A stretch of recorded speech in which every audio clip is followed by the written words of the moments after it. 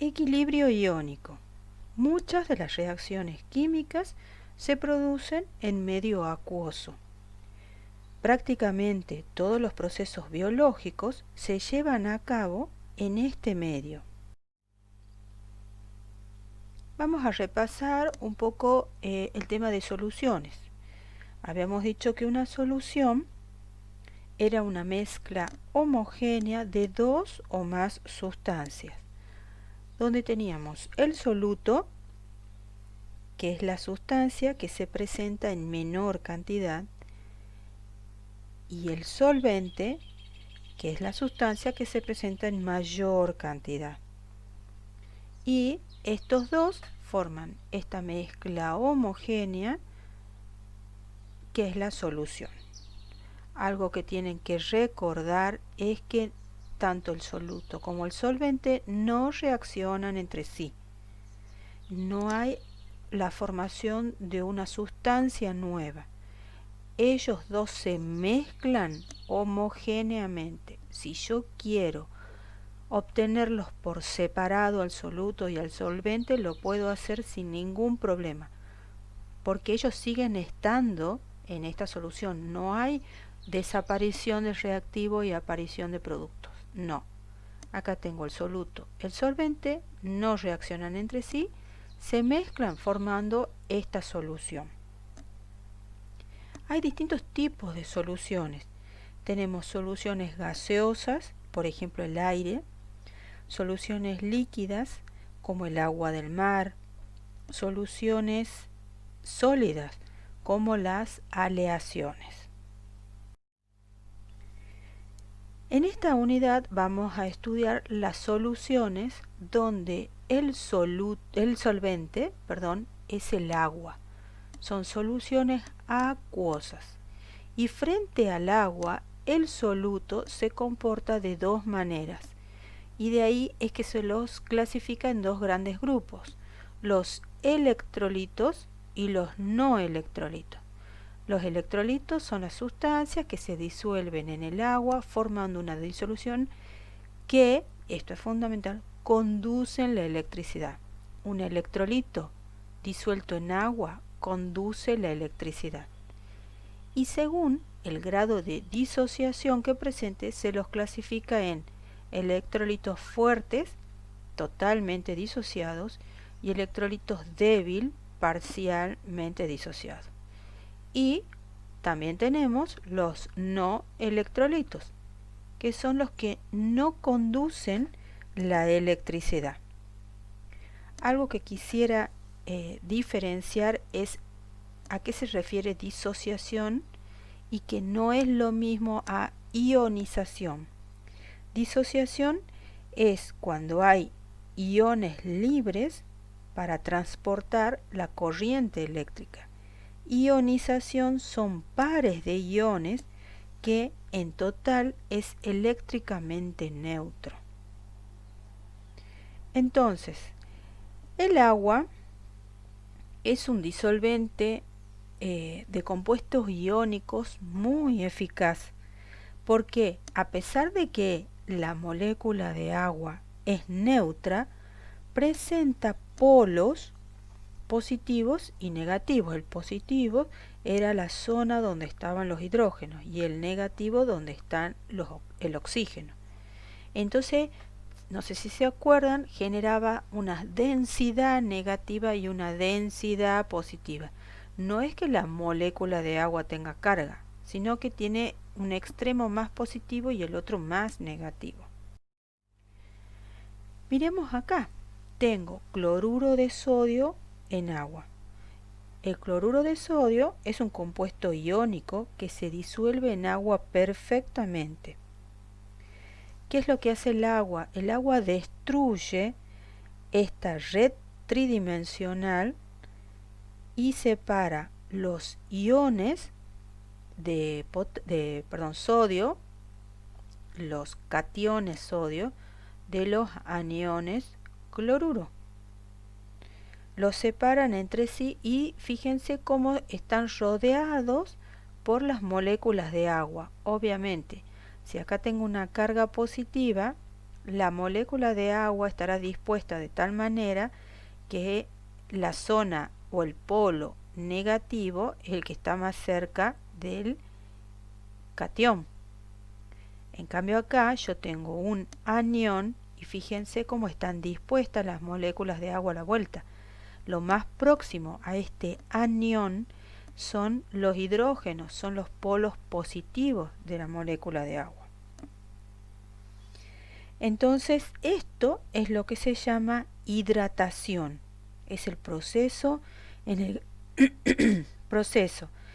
el que un ión se ve rodeado de estas moléculas de agua y se acomodan de una manera específica según el ión que se trate.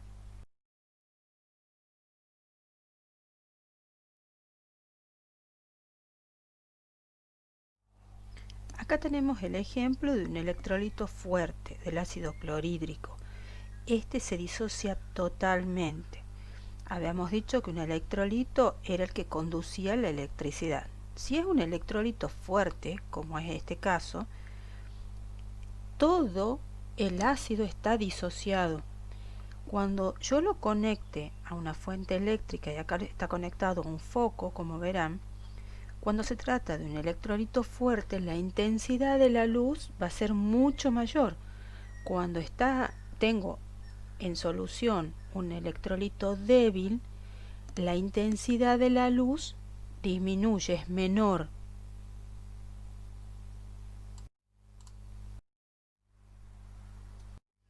Entonces habíamos dicho que los los solutos se pueden clasificar de dos maneras. Electrolitos son los que conducen la electricidad y los no electrolitos los que no conducen la electricidad. Dentro de los electrolitos teníamos los fuertes, los que se disocian totalmente, y los débiles, los que se disocian parcialmente. Acá tenemos un cuadrito donde tenemos ejemplos de electrolitos fuertes, electrolitos débiles y no electrolitos. Como ya dijimos, el ácido clorhídrico es un electrolito fuerte.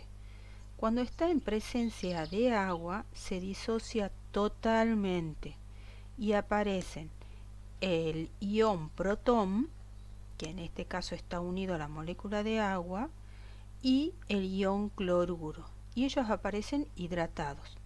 Ya no hay moléculas del ácido clorhídrico.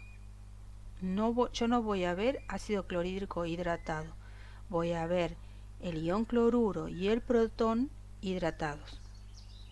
Entonces vemos que en esta ecuación, ¿sí?, entre el ácido clorhídrico y el agua, esta ecuación se la escribe con una sola flechita.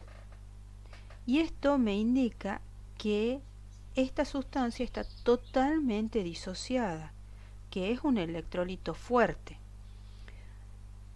Acá tenemos el ácido clorhídrico, tengo la molécula de agua, sus dos hidrógenos con el oxígeno, y acá qué es lo que, quisiera que entiendan esto, qué es el hidrógeno. Es la molécula de agua con un hidrógeno extra. El protón ese hidrógeno con carga positiva, se une a la molécula de agua. Esto se llama hidronio. Y por otro lado tengo el ion cloruro. En cambio, en el ácido acético, la reacción se escribe con una doble flecha. ¿Y esto qué me indica? Que esto es un electrolito débil. Indica que la reacción es reversible, que se produce en ambos sentidos, en uno y en otro. Entonces, inicialmente, ¿qué tengo? Tengo el ácido, las moléculas del ácido acético. Cuando le agrego agua, se separa en acetato y en protón. Acá lo vemos como hidrógeno. Con el tiempo, algunos de estos iones acetato y el protón se vuelven a combinar para formar de nuevo el ácido acético. Finalmente se llega a un estado en que las moléculas de acetato se ionizan con la misma rapidez con la que se forman, se combinan. O sea, tengo el ácido acético que se ioniza en acetato y protón, y a la vez tengo el acetato y el protón que se combinan entre sí y me forman el ácido acético. La velocidad con la que se producen estas dos reacciones llega a un punto en que se igualan, o sea, se llega a un equilibrio químico.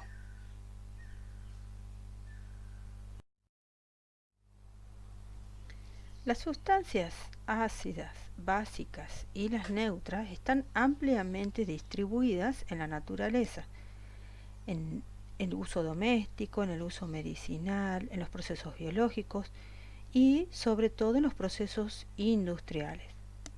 En general, las propiedades de las sustancias ácidas son de sabor amargo, agrio, más bien agrio. Neutralizan el efecto de las bases, reaccionan con los metales, conducen la electricidad. En el caso de las sustancias básicas, estas sí tienen un sabor amargo, son resbalosas, pegajosas al tacto, neutralizan los efectos de los ácidos y conducen la electricidad.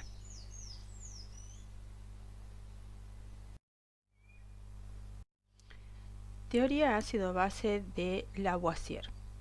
Lavoisier observó que sustancias como el azufre y el fósforo se combinaban con el oxígeno y en solución acuosa daban una sustancia ácida. Entonces pensó que el responsable de esta propiedad, de este comportamiento ácido, era el oxígeno. Unos años después, Davis observó que el ácido clorhídrico, el ácido muriático, era ácido y no tenía oxígeno. Entonces él dedujo que el hidrógeno era el responsable de la acidez. Unos años después apareció la teoría de Arrhenius y él propuso, en esta teoría que lleva su nombre, la teoría de la disociación electrolítica iónica. Cuando los electrolitos, ácidos, bases o sales se disuelven en agua, se disocian en partículas cargadas, en iones.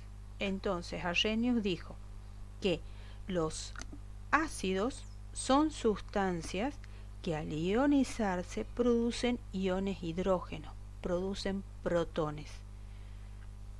Acá tengo en forma general un ácido que cuando se ioniza tengo el protón y el anión del ácido.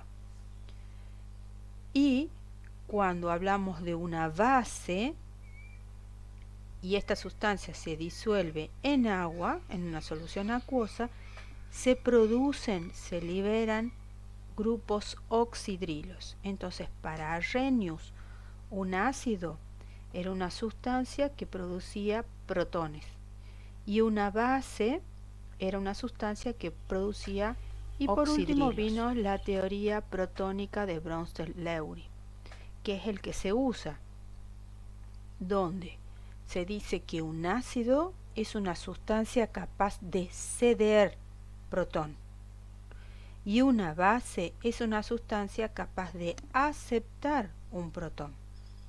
Acá tengo un ácido que reacciona con agua, ¿sí? Y me da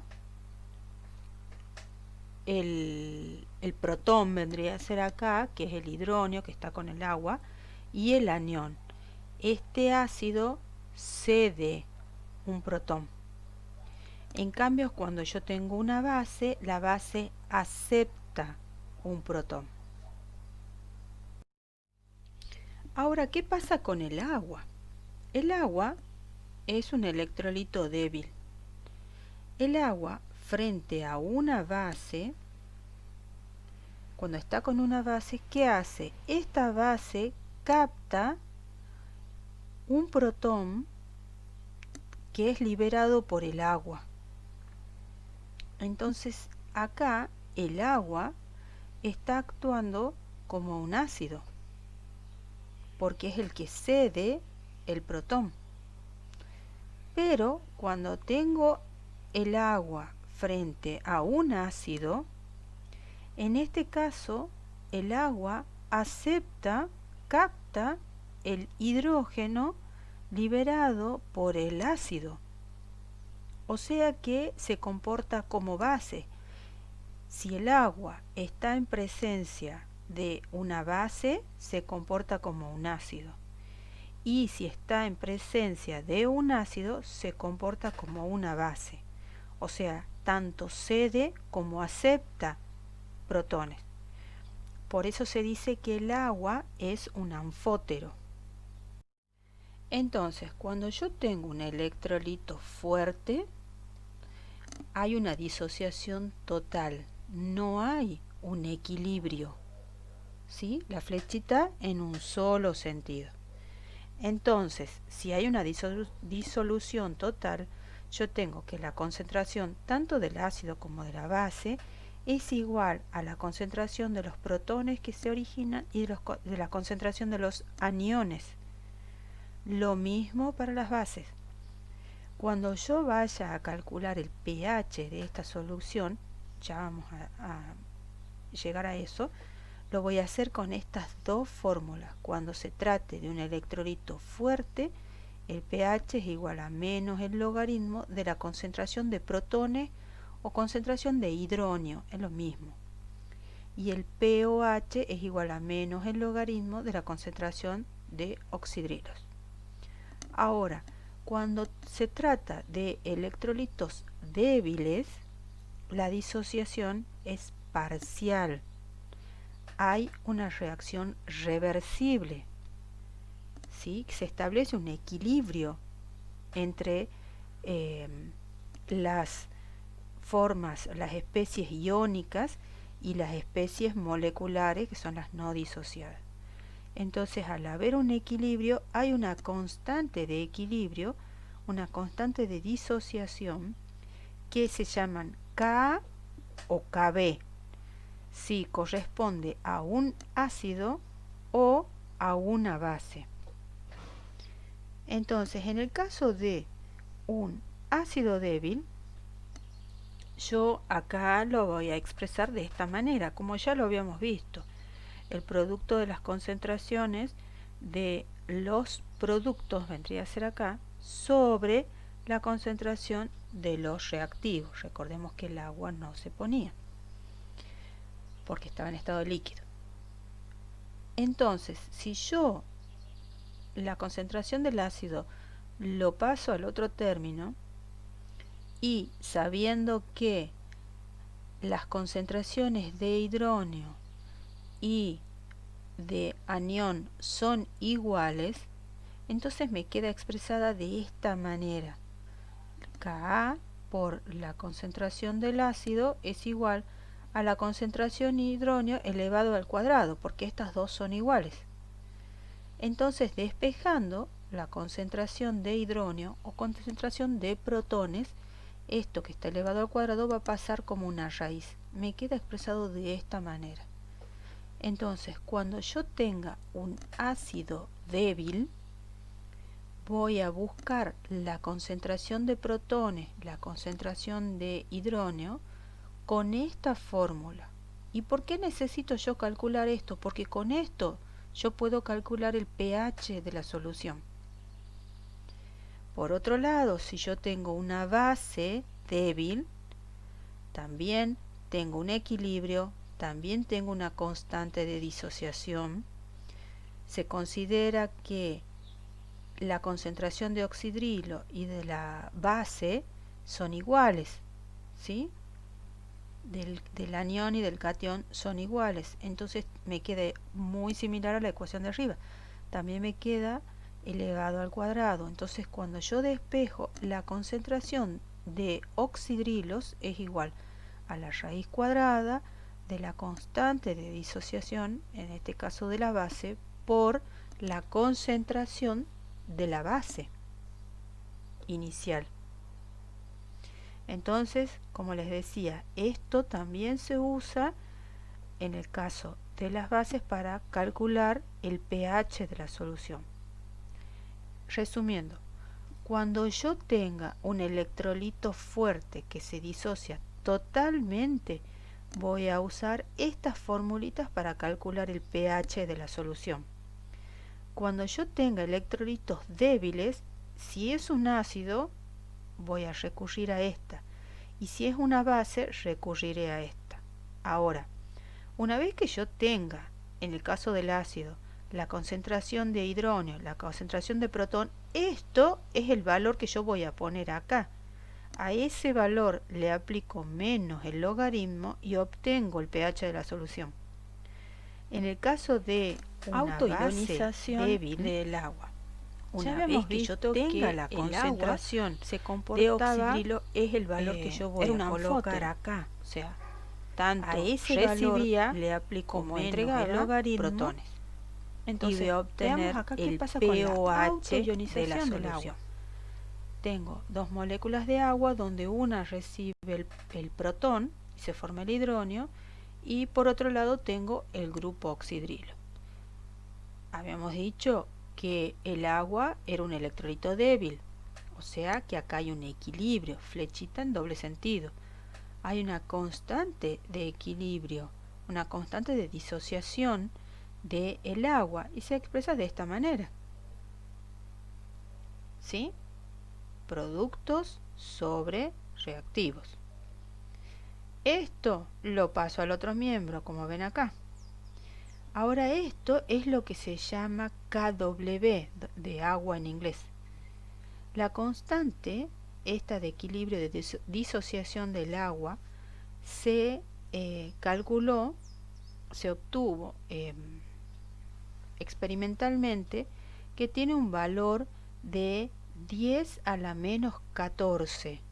Esto ha sido medido a 25 grados centígrados. Entonces yo sé que 10 a la menos 14 es igual a la concentración de oxidrilo por la concentración de hidrógeno.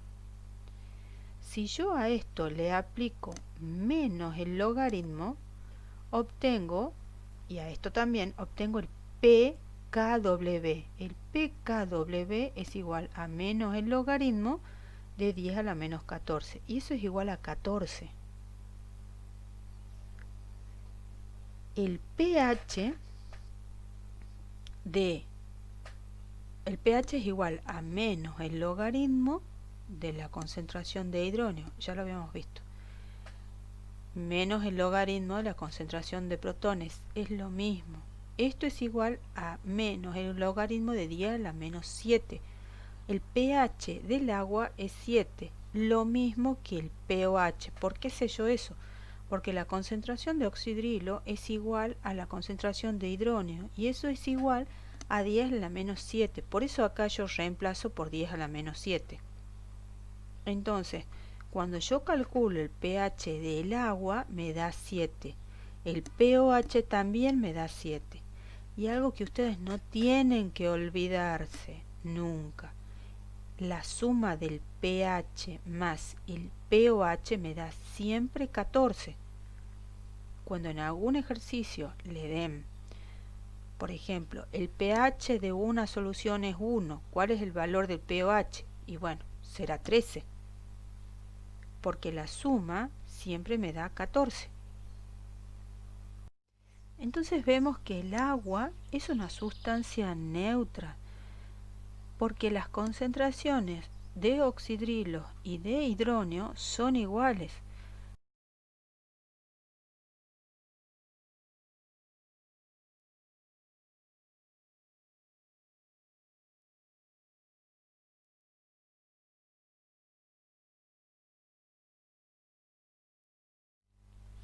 Acá tenemos la escala potencial de iones hidrógeno o escala pH. Entonces habíamos dicho que el valor del pH va desde 0 a 14. 0 a 14.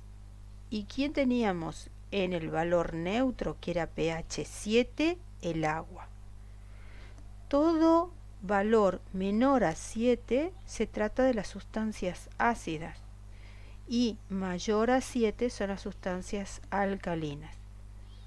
Esta es la escala del pH, que es la que ustedes se tienen que estudiar. También tenemos la escala del pOH, que es exactamente al revés. Si yo dibujara mi escala de pOH, diría que el 7 por supuesto es el neutro, pero los valores menores a 7 serían sustancias básicas, alcalinas. Y cuando yo esté hablando de pOH mayor a 7, van a ser sustancias ácidas. Para no generar confusión, ustedes estudien la escala del pH, que es esta que está acá en el gráfico, ¿sí? Y si hay necesidad de en algún problema o en algún experimento pasar el pH a pOH, ya saben, pH más pOH es igual a 14, entonces por diferencia se saca el valor del pOH.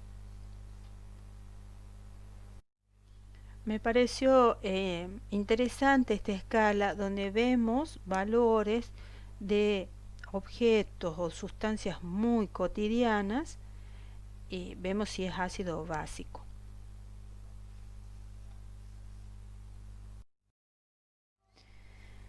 Veamos un problema. Indique si el medio es ácido, básico o neutro. Acá les pegué de nuevo la escala del pH. pH 7 era neutro, menor a 7 es ácido, mayor a 7 básico. Punto A. pOH 3,6. Recordemos que pH más pOH era igual a 14. Si me dice que el pOH es 3,6, eso quiere decir que el pH es 10,4. Entonces, yo ahí puedo decir con tranquilidad que esto es un medio alcalino o básico. ¿Sí? Este es un medio básico. pH 11,4 también es un medio básico. pOH 7 o pH 7 es lo mismo, es un medio neutro. pH 1, estamos en esta zona de la escala, es muy ácido. pOH 9, pOH 9, eso quiere decir que el pH es 5. Porque 9 más 5 es 14, esto. Sabiendo que el pH es 5, entonces puedo decir que es un pH ácido. pH 8, básico.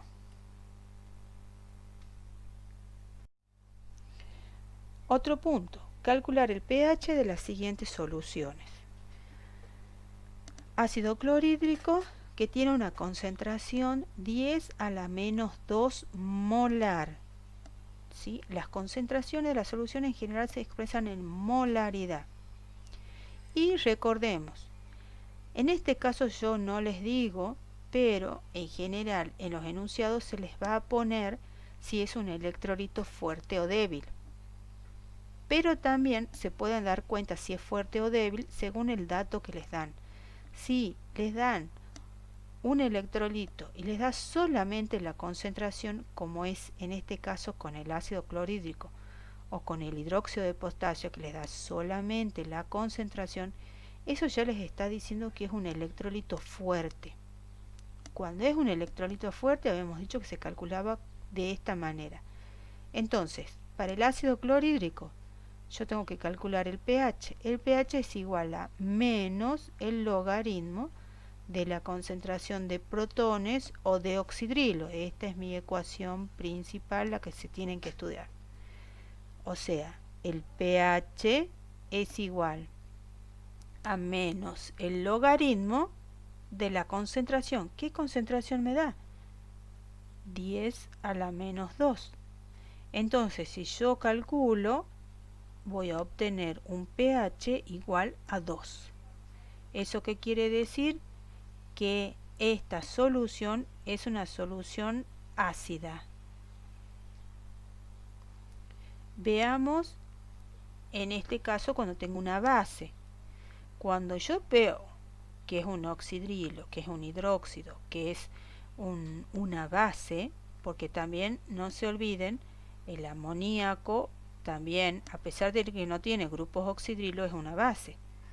Entonces, cuando yo vea que es una base, yo voy a calcular el pOH, y eso es igual a menos el logaritmo de la concentración de los oxidrilos. ¿Sí? Entonces, ¿qué concentración me da? pOH es igual a menos el logaritmo de la concentración de OH. ¿Qué concentración me da? De 10 a la menos 3. O sea que el pOH va a ser igual a 3. Es ácido básico. Si tienen dudas y les cuesta acordarse de la escala del pOH, siempre les digo, pásenlo a pH.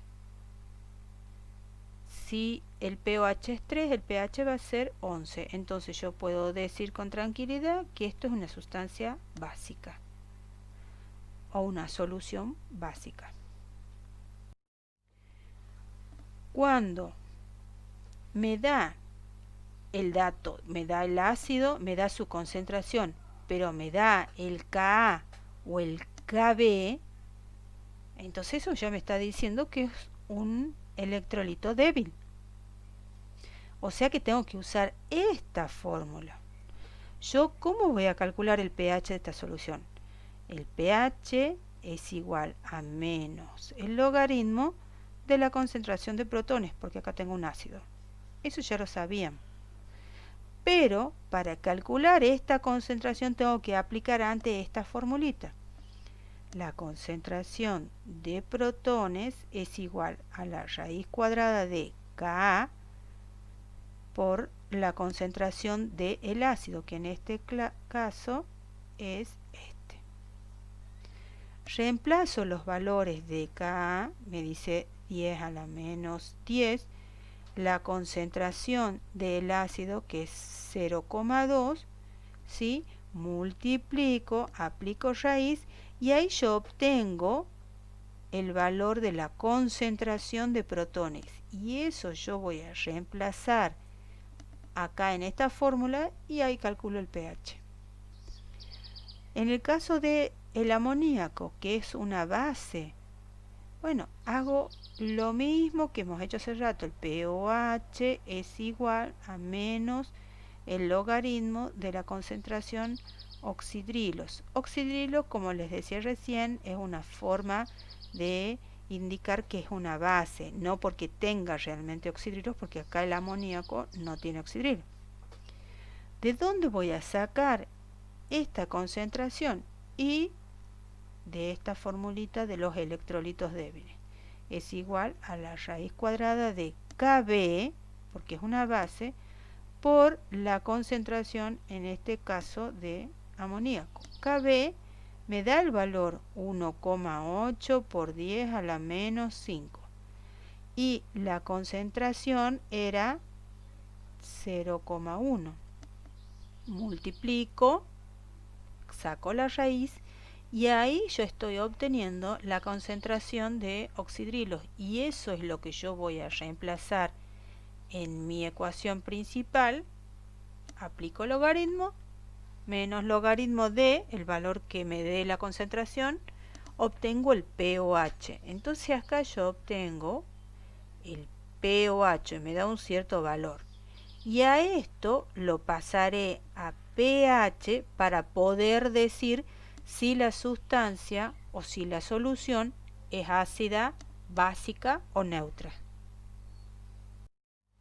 Otro problemita. El pOH del detergente es igual a 3. pOH igual a 3. Calcular el pH, que es fácil.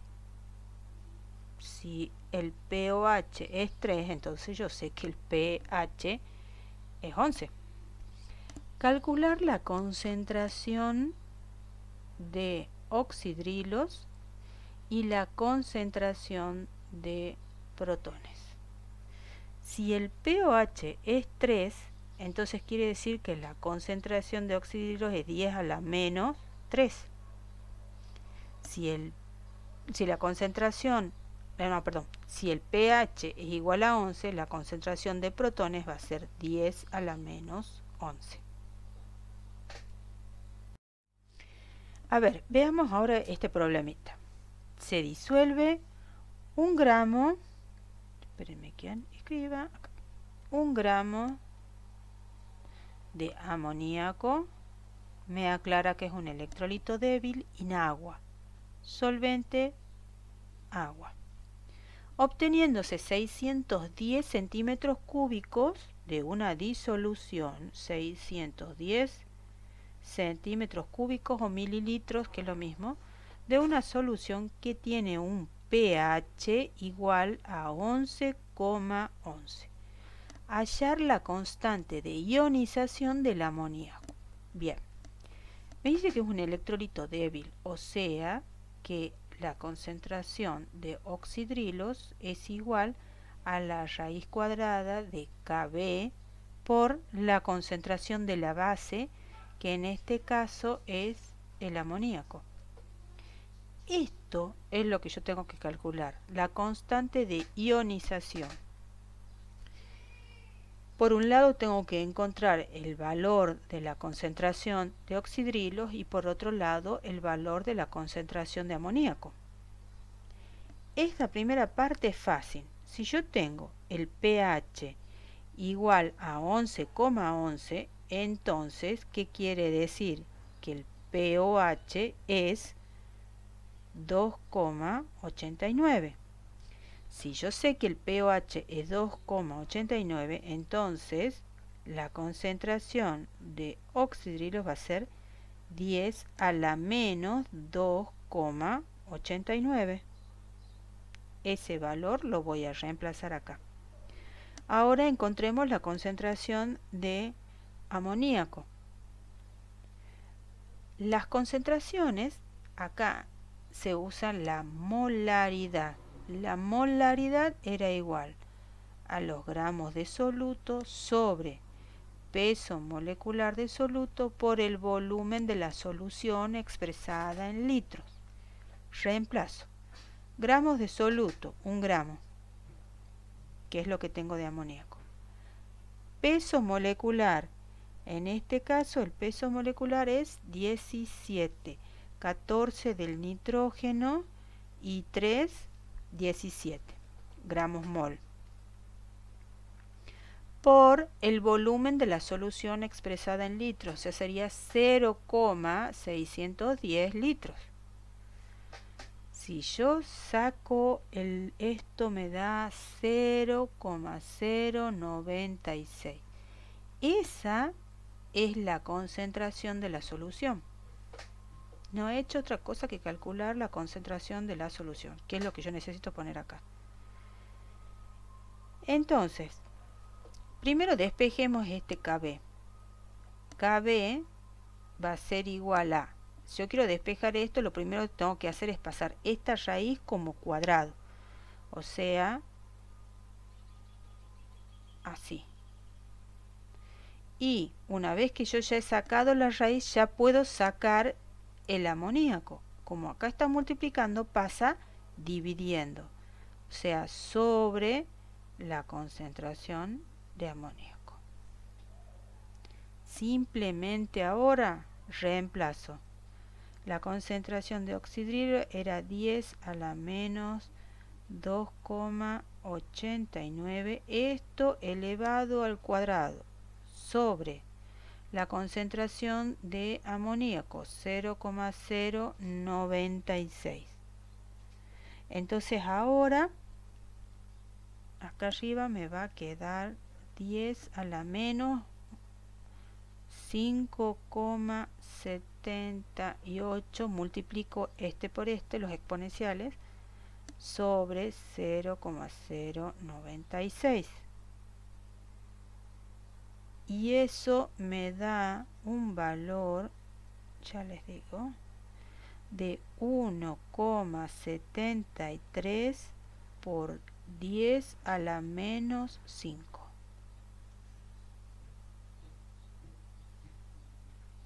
Entonces, repasando el problema, tengo el soluto, tengo el solvente, me da el dato de cuánto tengo de solución y su pH. Me pide que calcule la constante de ionización. Entonces, por un lado, con el pH obtengo el pOH y obtengo la concentración de oxidrilos, que es el valor que yo voy a poner acá. Y por otro lado, calculo la concentración de la solución. Aquí las concentraciones son en molaridad, siempre se expresan en molaridad. La molaridad, esta ya la saben ustedes de la unidad de soluciones. La molaridad es igual a los gramos de soluto sobre el peso molecular de soluto por el volumen de la solución expresada en litro. Reemplazo gramos de soluto, peso molecular, volumen, obtengo la concentración. Y ya directamente voy a reemplazar en mi ecuación fundamental. Lo que hice acá primero es despejarla, la acabé. Reemplazo, obtengo el valor. Bien, veamos este otro problemita.